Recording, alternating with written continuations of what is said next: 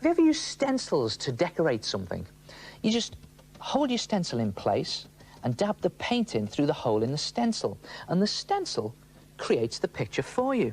Well, you can buy stencils in the shop, but they tend to be a bit limited, a little bit boring and very expensive. So why not make your own homemade stencil?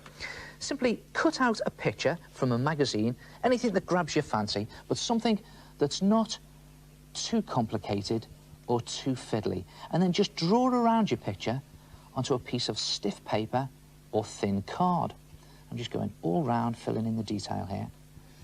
And you can draw your own design straight onto the paper or card if you like, but I find you can get some really interesting shapes from magazine photographs.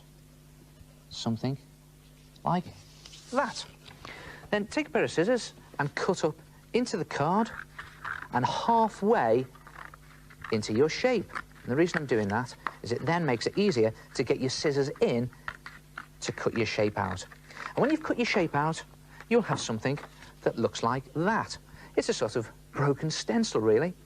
Not to worry, bit of tape across the join, and there you have a homemade stencil that is as effective as the ones that you can buy in the shops.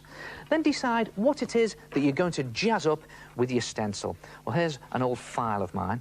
So if I just hold the stencil into place, you can always tape it into place if you have trouble holding it, and then dab in the paint through the hole in the stencil, just stabbing at the stencil. Now, this is acrylic paint I'm using. I find acrylic paint sticks to anything. You can make your own acrylic paint using PVA glue and powder paint or a bit of poster paint, or you could use permanent markers for this. And there it is, a very regular border pattern. Or why not try something a little bit more haphazard, like this?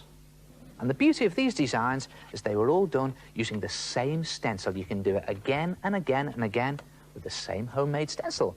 And let's face it, there's lots of things that could do with jazzing up. Just put your stencil into place, dab some paint through the hole, and turn an otherwise boring object into something a little bit more exciting. Oh no, I did it wrong. I didn't make the stencil. I just cut out the picture and used that. Oh no, you won't want to see this. Go on then. Hold on. I know it's not quite the same, but I used the same things and made a picture, and it's not bad, even if I say so myself.